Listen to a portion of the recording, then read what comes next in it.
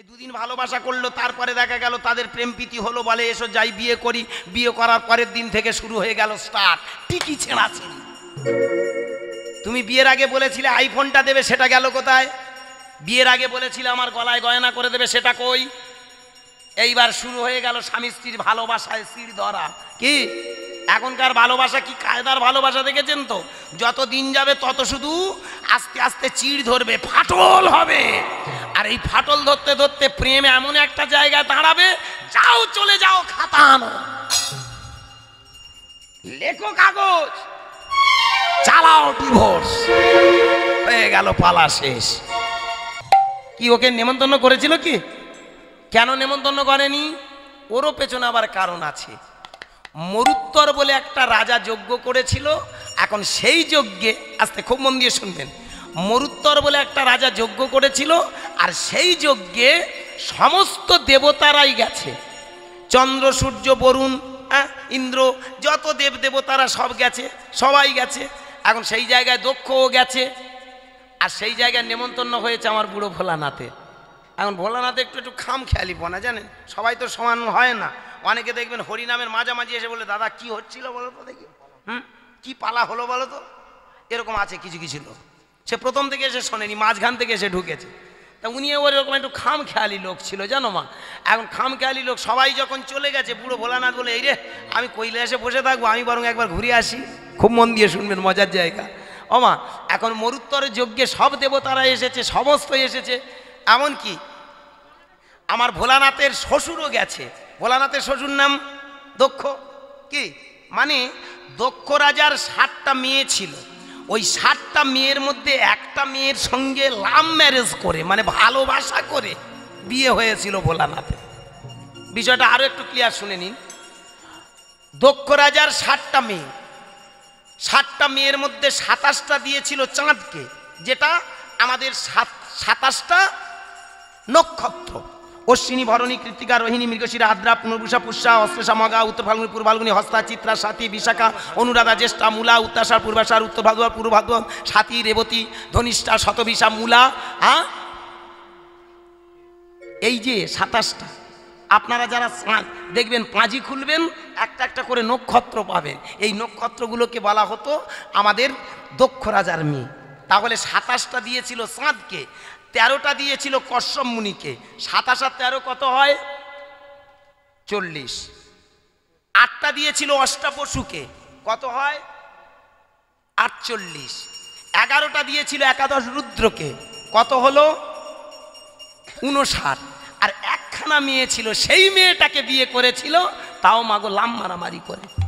ওই মেয়েটা হ্যাঁকাতে মেয়ে, জানো, ওই ছোট মেয়েটা না খুব হ্যাঁকাতে ছিল। সে দিন রাত বসে বসে পুজো করতো কার জানেন? ওই ভোলানাথকে। যে কারণে ওরা ভালোবাসা করে বিয়ে করেছিল। আর ওদের ভালোবাসাই এখনকার ভালোবাসা নয়। এই দুদিন ভালোবাসা করলো, তারপরে দেখা গেল তাদের প্রেম প্রীতি হলো, বলে এসো যাই বিয়ে করি। বিয়ে করার পরের দিন থেকে শুরু হয়ে গেল স্টার্ট টিকি ছেঁড়াছেড়ি।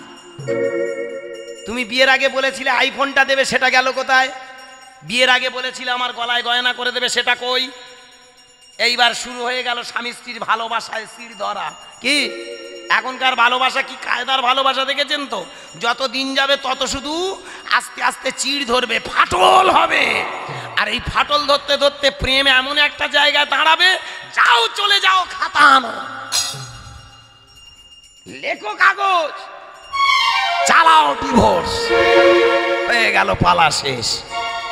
এ প্রেম আমার ভোলানাথের নয়। প্রেম যদি করতে হয়, যারা প্রেমিক হয়েছে বাবা মায়েরা, ছোট ছোট বন্ধুরা, আমার দিদিরা, বোনেরা, হ্যাঁ, প্রেম যদি করতে হয় আগে ভোলানাথের কাছে শেখো, আমার মা পার্বতীর কাছে শেখো প্রেম কাকে বলে। দেখেছেন এমন প্রেম করেছিল যে মৃত্যুর আগ পর্যন্ত দুজনে ছাড়াছাড়ি হয়। আজকে সেই প্রেমের গল্পের শেষ পরিণতি একটা ছোট করে, এটাই সিদ্ধান্ত। এখন মরুত্তরের যজ্ঞে যাই হোক, যেটা আমি এতক্ষণ বললাম, তাহলে দক্ষের সঙ্গে আমার ভোলানাথের সম্পর্ক হলো শ্বশুর আর জামাই। শ্বশুর আর জামাই। এখন আছে সেই শ্বশুর আর জামাইয়ের যে সম্পর্কটা, এখন আগে চলে গেছে দক্ষ, কিন্তু পরক্ষণে আস্তে আস্তে ভোলানাথ ওই কৃষ্ণ নামের পাগল, প্রেমের পাগল, উনি ওই টলতে টলতে হরিনাম গাইতে গাইতে একেবারে সোজা এসে হাজির। কার যজ্ঞে? মরুত্তরের যজ্ঞে। আর ওই মরুত্তরের যজ্ঞে এসে সব দেবতারা দেখতে পেল যে ওই ভোলানাথ আসছে। ভালো করে ভেবে দেখুন, ভোলানাথ আমার বসে পড়েছে একটা আসনে। ঠিক সেই ফাঁকে দক্ষ একটু বাইরে গিয়েছিল। ভালো করে ভেবে দেখুন, দক্ষ একটু বাইরে প্রয়োজনে বেরিয়েছিল। দক্ষ রাজা তাড়াতাড়ি এসে মরুত্তরের যজ্ঞে দেখলো সব দেবতা এসেছে। এই যে আমার ওই তো জামাইও তো এসে গেছে। এইবার জামাই নিশ্চয়ই আমায় একটু স্যালুট করবে, জামাই আমায় একটু সম্মান করবে, তাহলে নিশ্চয়ই দেখি দেখি। ওমা, আস্তে আস্তে দক্ষ রাজা আমার এসে দাঁড়িয়েছে। কিন্তু ভোলানাথ তখন তো ভাবের ঘরে ছিল, তাই আস্তে আস্তে আমার শ্বশুর যে সামনে এসে দাঁড়িয়েছে সে কথা ভুলে গেল। বাবা, যেই ভুলে গেছে এইবার আমার দক্ষ মনে মনে চিন্তা করলে, বেয়াদব, আমি তোমার শ্বশুর বাপের মতো, আমি একটু বাইরে গিয়েছিলাম, তুমি সেই ফাঁকে ঢুকে পড়েছো যজ্ঞে। এখন আমি বাইরে থেকে এসেছি, তুমি আমাকে একটু সম্মান পর্যন্ত জানালে না। তাহলে মনে রেখো, আমিও কিন্তু যে যজ্ঞ করব সেই যজ্ঞে তোমার নিমন্ত্রণও পাবে না। কি বোঝা গেল বাবা? সেই পূর্ব দিনের সেই যে রাগটা, সেই রাগটা সুন্দরভাবে গুছিয়ে সাজিয়ে পালন করেছিল দক্ষ। যে কারণে আমার ভোলানাথকে নিমন্ত্রণ করেনি। আর নিমন্ত্রণ যখন না হলো, ভালো করে ভেবে দেখুন, ছোট করে বলি, নিমন্ত্রণ যখন হলো না, সব দেবতারা চলে আসলো, কিন্তু আমার ভোলানাথ আসছে না। দেবর্ষি নারদ সুরসুর করে গিয়ে কানে খোঁচা দিল, ও মামি, আসতে, মামি তুমি যাবে না? বলে কি করে যাবো রে সোনার চাঁদ, কই বাবা তো আমায় নিমন্ত্রণ করলো না। হ্যাঁ রে, আমার সব বোনেরাই এসেছে। বলে সব বোনেরা মানে? তোমার 59টা বোন সব এসে মিটিং করছে, 4 দিন আগে চলে এসেছে। 4 দিন আগে চলে এসেছে, আর তুমি কি বলছো? বলে আমি কি করে যাব বলতো, নিমন্ত্রণ যখন পাইনি তবে আমি যাই কিসে? এ বড় তো কষ্টের কথা। ধীরে ধীরে স্বামীর কাছে গেল, স্বামী গো, বাবা আমার ভুল করে তোমার নিমন্ত্রণ করতে ভুলে গেছে, কিন্তু আমরা যাওয়া ভুল করব না, আমি যাব। ভোলানাথ বললে এটা তো ঠিক নয়, আমি সব থেকে ছোট জামাই, কোলের জামাই, কি আমার তো যত্নটা একটু বেশি হওয়ার কথা ছিল, কিন্তু আমার বেলায় এইরকম মাইনাস রান করবে আমি তো বুঝতে পারিনি। হ্যাঁ, আমার সব আমাকে বারণ করবে, আমাকে নিমন্ত্রণ না, এটা ঠিক নয়। শোনো, একটা কথা বলি, যাবে না। বারবার আমার সেই মা পার্বতী বললেন আসতে, সতী বললেন আসতে, সতী বললেন এই যে একটা কথা তো আমি তোমায় বলি বারবার, তুমি নাই বা নিমন্ত্রণ করলো, চলো আমরা দুজনে যাই। আমা বারবার যখন অনুনয় বিনয় করে, বুড়ো ভোলানাথ রেগে বলে তুই যা পারিস কর দেখিনি, আমি যাবো, আমি কিছু বলতে পারবো না। আস্তে আস্তে মা আমার রেগে গিয়ে ধীরে ধীরে করলো কি জানেন, স্বামীরকে আর কোনো কথা না বলে সোজা চললো বাপের বাড়ি। যেই বাপের বাড়ি এলো, সঙ্গে সঙ্গে দেখা গেল অপমান শুরু করে দিল। এটা তো শাস্ত্রের কথা, কবু মিথ্যা নাই হলো। কি বাবা? আস্তে আস্তে দেখা গেল যখন অপমান শুরু করলো, মা আমার সহ্য করতে না পেরে সেইখানে যে দেহ রাখলো। এটা তো শাস্ত্রের কথা, আমরা পুরাণে পাইলো। কি বাবা, আমরা পুরাণে পাই না? এটা তো আমরা পুরাণেতে পাই, এটা তো মিথ্যা কেউ নাই। ভক্তমণ্ডলী, আজ আপনাদের চরণতলে বলি, ধীরে ধীরে সেইখানে দেখা গেল আমার মা যখন দেহ রাখলো, এই খবরটাই আমার ভোলানাথের কাছে গিয়ে খবরও যে দিল। খবর পেয়ে ভোলানাথ রেগে আগুন হয়ে গেল। কি আমার স্ত্রী, আমার প্রাণের প্রাণ, সে কিনা মারা গেল। তাড়াতাড়ি নিজের চুলের জটা থেকে আছাড়ও দিল। যেই চুলটা ছিঁড়ে আছাড় দিয়েছে, ওখান থেকে একটা দৈত্যের সৃজন হয়ে গেল, যার নাম বীরভদ্র। যেই বীরভদ্রের জন্ম হলো, বীরভদ্র বলল, বলুন আমি আপনার জন্য কি করতে পারি? করজোড়ে ধীরে ধীরে আসতে, এইবার যখন অনুনয় বিনয় করা, আমি তোমার জন্য কি করব? ভোলানাথ বললেন যেন তেন প্রকারে ন, আমার স্ত্রী যখন মারা গেছে ওই যজ্ঞখানা পণ্ড করে দাও। সেইখানে দেখা গেল বীরভদ্র গেল, লন্ড ভণ্ড করে দিল, এমনকি সেখানে প্রস্রাব করে দিল। যখন প্রস্রাব করে লন্ড ভণ্ড করে দিল, শুধু তাই নয়, রেগে গিয়ে ধীরে ধীরে আমার দক্ষের মুন্ডখানা ধরে। আস্তে আস্তে আমার সেইখানেতে দেখো তলোয়ার হাতে ছিল, শেখা মুন্ড ছেদন করে। কি বাবা, যেই মুন্ডটা ছেদন হয়ে গেল, সবাই হাহাকার পড়ে গেল। সব দেবতারা চিৎকার করলো উপায়। ভক্তিমতী মায়েরা, ভক্তমণ্ডলী, এলো বাঞ্ছা পুণ্যকারী ভগবান নারায়ণ। আর নারায়ণ এসে ধীরে ধীরে দেখলো এ কি সর্বনাশে, তো মারাত্মক ব্যাপার। ক্রোধ সম্বরণ করো, ক্রোধ সম্বরণ করো। তাড়াতাড়ি একখান আসতে ছাগ মুন্ড কাটলো, আর সেই মুন্ডখানা নিয়ে এসে জোড়া যে লাগালো। শাস্ত্রের কথা তাই ছোট্ট করে বলি, কারণ ওই পারে আমাদের আছে আসল তত্ত্বের কথায় চলি। কারণ ভক্তমণ্ডলী, এটা হলো শাস্ত্রের গুণগান। কিন্তু আজকের হরিবাসরে আজকের আপনাদের সামনে করছি যে কীর্তন, ভালো করে ভেবে দেখবেন। মুন্ডটা কেটে যখন সেই জায়গা ফেলে দিয়ে ছাগমুন্ড লাগানো হলো, সেই ছাগমুন্ড থেকে একটা আওয়াজ বের হলো, বম বম বম বম বম বম। এই যে হর হর বম বম, হর হর বম বম। আস্তে আস্তে বম বম কেন বেরিয়েছিল, বম বম কথাটা কেন বলা হয় দেখবেন। ছাগল দেখবেন করে না, মুখ দিয়ে একটা এই কথাটা থেকেই কিন্তু এই বোম বোম কথাটার সৃষ্টি।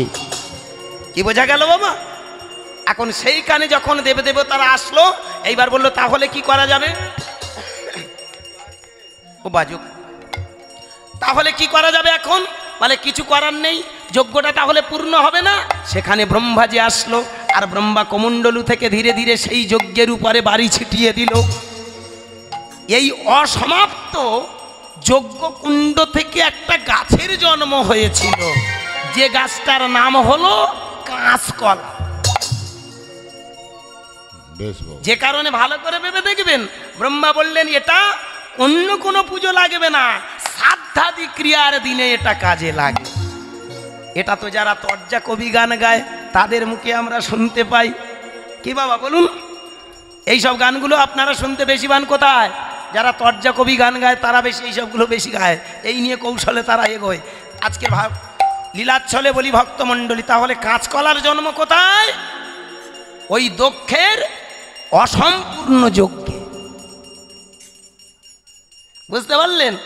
যেখানে দক্ষের মুন্ড কাটা হয়েছিল, মারা গিয়েছিল, ওই জন্য মানুষ মারা গেলে শ্রাদ্ধের দিনে কাঁচকলাটা দেয়। এই গল্প শুনতে ভালো লাগছে না? ভালো লাগছে তো? এই গল্প যদি এখন কীর্তনে লাগানো যায়, 3 ঘন্টা কেন 30 ঘন্টা গাইলে লোক পাগল হয়ে শুনবে। ওই মূলর জন্ম 10টা টাকা গুঁজে দিয়ে বলে দাদা মূলর জন্মটা বলে যাও। আমি বলি তা মূল বললাম তো, মদনবাবুর ওখানে মূল বলে না, ও মূল নয়, শাস্ত্রের মূল বলতে হবে। যেহেতু আমি কবিগানের কাছে শিখেছি, আমার গুরুদেব শ্রদ্ধেয় গোপাল তর্জদার, গোপাল বাবুর মুখে আপনারা কবিগান তর্জগান শুনেছেন, এগুলো ওনার কাছ থেকেই আমার পাওয়া। এমন কিছু তত্ত্ব আছে, বললাম তো, বলে যদি যাই সারাদিন কেন কয়েকদিন যদি হেঁকে বকে যাই শেষ হবে না। এখন মজাটা কোথায় ভালো করে ভেবে দেখুন। মূলর জন্মটা বলে যাই। এখন মূলটা কিভাবে সৃষ্টি হলো জানেন? রাহু যেদিনই জন্ম নিল, রাহু, ভালো করে ভেবে দেখুন, রাহুর মায়ের নাম কি? সিংহিকা। কশ্যপ মুনির 13টা বউ ছিল, কশ্যপ মুনির 13টা স্ত্রী ছিল। দ্বিতীয়, অদিতি, কদ্রু, বিনতা, দনু, দনায়ু, ইলা, প্রভা, কাষ্টা, তাম্রা, সরসা, দিতি আর অংশিকি। মতান্তর আছে এখানে, বিভিন্ন শাস্ত্রে বিভিন্ন রকম আছে, তবু আপনাদের চরণে ছোট করে বলি না, এ ঠাকুরমশাই বন্ধ দেবে না, কুড়ুম কুড়ুম বাজবে, বাজুক, সময় কেটে যাক। আমি জয় শ্রী রাধে। পুজোর প্রয়োজন আছে, তবে যেখানে হরিনাম হয় বাবা, রাগ করো না বাবা, এটা আমি খারাপ বলছি না বাবা। যেখানে কীর্তন হয় সেখানে আর কোনো আলাদা করে আরতিরও প্রয়োজন লাগে না। কি রাগ করবেন না বাবা? কারণ ভগবানের নামে যে একটা আরতি আমরা সবাই মিলে দান করি, নিতাই গৌর হরি বল, এর থেকে বড় আরতি আর নেই।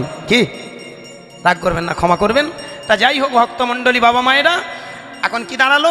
সেই যে কশ্যপ মুনির একটা স্ত্রী ছিল যার নাম সিংহিকা, সিংহিকার গর্ভে একটা ছেলে জন্মেছিল যার নাম রাহু।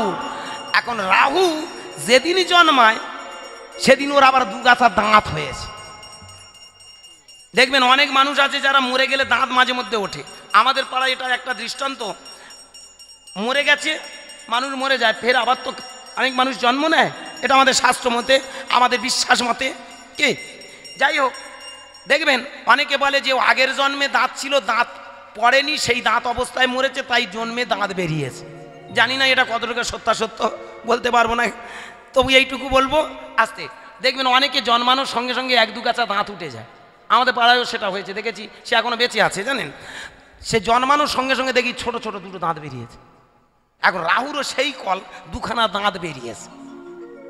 এখন বিধাতা এসেছেন, কলমে লিখে দেবে ভাগ্য, অর্থাৎ পূর্বজন্মের সুকৃতি, সুকৃতি, সু মানে সুন্দর কৃতি, কুকৃতি, কু মানে খারাপ কৃতি। ভালো করে ভেবে দেখবেন, এখানে আমরা যা কিছু ভোগ করছি আমাদের কিন্তু কিছু কিছু পূর্বজন্মের কুকৃতি সুকৃতির ফল। যদি না হতো বলুন না, একটা চায়ের দোকানের লোক কি করে প্রধানমন্ত্রী হয়? রাগ করবেন না, ভালো করে ভাববেন। ওই লোকটা বলুন একটা আজকের কি না করে দেখালো বলুন, আমি পার্টি অ্যাঙ্গেলে যাচ্ছি না, কোনো রঙের আওতায় নয়, ক্ষমা করবেন। কি একটা ওই মানুষ সারা বিশ্বকে আজকে টলিয়ে দিয়েছেন, দেখেছেন ফিটনেসটা, দেখেছেন মমতার ওই দাদা দিদির চেহারাটা দেখেছেন? কি এখানে যারা পুলিশের চাকরি করে ওর পাশে যদি দাঁড়ায় তো না বলবো না বাবা, বলতে খারাপ লাগে। কি অথচ সেই লোকটা সারা পৃথিবী টনক নড়িয়ে দিয়েছে, সারা পৃথিবীর মানুষ আজ স্যালুট করছে, করছে না বাবা? বিশেষ করে এই চন্দ্রযান 3 পাঠিয়ে আমরা বিশ্বের দরবারে কিন্তু একে, যেখানে রাশিয়া আর ভারত দুজনে মিটিং করে যাচ্ছিল, ওদেরও একটা স্যাটেলাইট যাচ্ছিল, আমাদের একটা স্যাটেলাইট, ওরা ফার্স্ট, আগো ফার্স্ট হয়ে যেতে যেতে যেতে যেতে বাস্ট। কি বলুন, ফার্স্টে যেতে যেতে বাস্ট হয়ে গেল, আর পিছনে যেতে যেতে ওই গুড়িয়ে গুড়িয়ে একটু একটু করে গিয়ে দেখেছেন চন্দ্রযান 3 সারা বিশ্বের মধ্যে এখন প্রথম ভারতবর্ষের প্রেরিত একটা স্যাটেলাইট। নিতাই গৌর হরি বল। আর সেটা কার অবদান, কার জমানায়? ওই ছোট্ট পাগলে যে চায়ের দোকানের মালিক, কত বড় ভাগ্যবান, ভালো করে ভেবে দেখবেন। ভাগ্যবালা ভুল হবে, এটা তার কর্ম, সুকৃতি, এটাই হলো তার সুকৃতি, এটা বোঝার আছে। তা যাই হোক, আমার সেই যে রাহুর সুকৃতি কুকৃতি লেখার জন্য যখন আসলেন আমার বিধাতা, যেই এসে লেখনি দিয়ে কপালে লিখতে গেল, সঙ্গে সঙ্গে বাবা সেই দুটো দাঁত ছিল কামড়ে যে নিল, যেই কামড়ে নিয়েছে এখন বিধাতা দেখছে সর্বনাশ, আমার কলমে এই রকম করে যদি কামড়িয়ে নেয় এই বাচ্চাটা, তাহলে আমি লিখবো কি করে?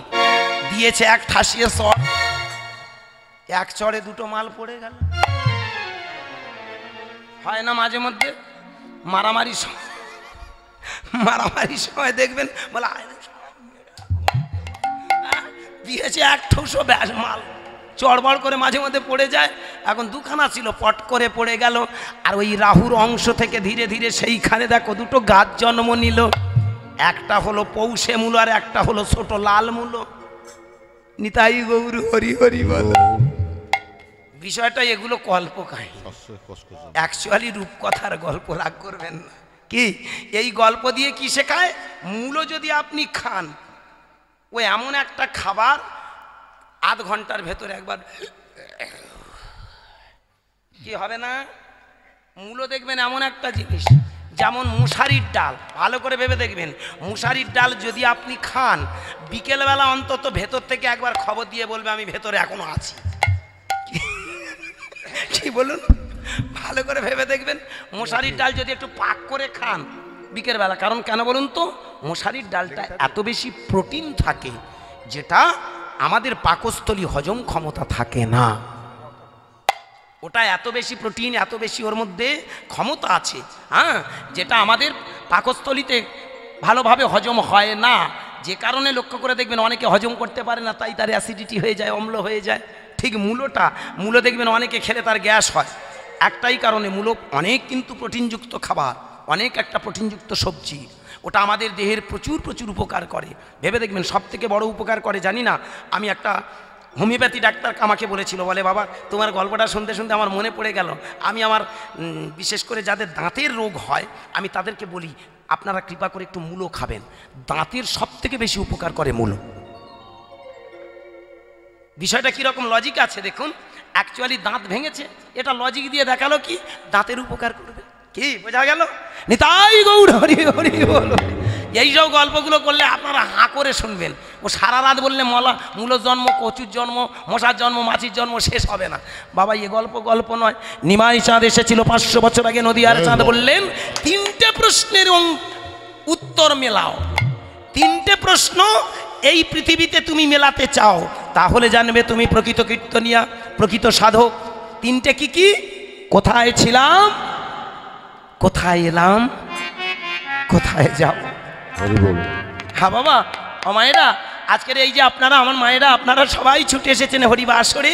হ্যাঁ বাবা, এই এত টাকা খরচ করে আমার গভর্নিং কমিটি যারা আছেন, সমস্ত বাবা যারা অক্লান্ত পরিশ্রম করে হরিবাসরটা নির্মাণ করেছেন, কেন জানেন?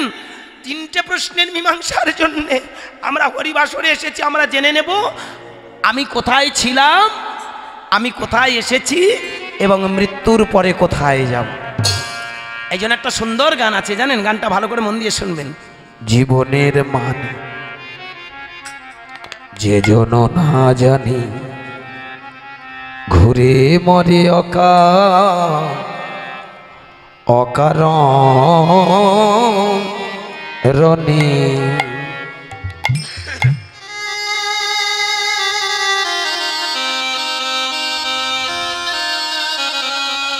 জীবনের মানে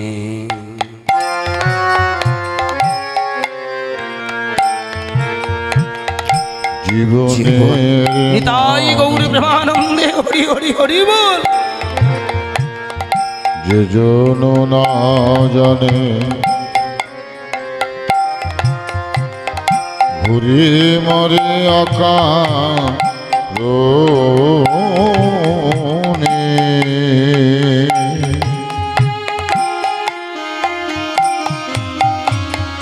জীবনের মানে ভজরে মন সদ্গুরুর চরণ, ভজরে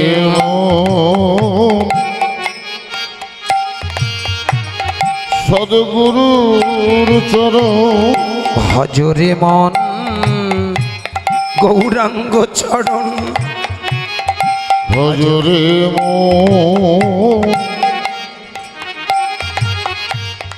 গৌরাঙ্গ চরণ। ধ্যানে রাখো তারি সযতনে। জীবনের মানে যে জন না জানে, ঘুরে মরে অকারণে।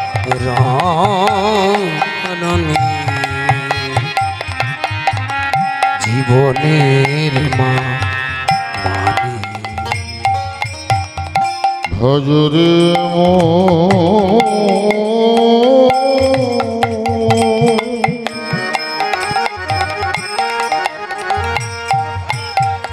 ভজরে শ্রী গুরুর চরণ। ধ্যানে রাখো তারে সযতনে।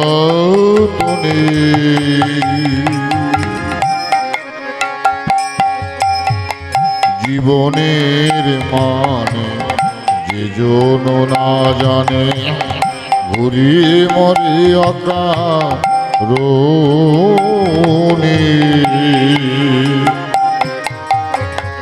জীবনের মানে। জ্ঞানী মহাজনেরা বললেন, ভেবে দেখেছো কোনোদিন এই পৃথিবীতে তুমি যে মনুষ্য জীবন পেয়েছ, কার আশীর্বাদে? স্রষ্টা। স্রষ্টা যে তোমায় নিখুঁত কারিগরিতে এমন যন্ত্র দিল, কোনোদিন ভেবেছো কিসের জন্য এলে? তুমি কোনোদিন ভেবেছো কোথায় ছিলে? তাই তো মহাজনেরা বললেন, কোথা বা ছিলে, কোথা বা এলে? আবার দুদিন পরে কোথা বা যাইবে, ভেবেছ কি কোনো কালে? কোথা বা ছিলে তুমি, কোথা বা এলে? কোথা বা যাইবে, ভেবেছ কি কোনো কালে? কোথা বা ছিলে, কোথা বা এলে, কোথা বা যাইবে, ভেবেছ কি কোনো? কোথা বা ছিলে তুমি,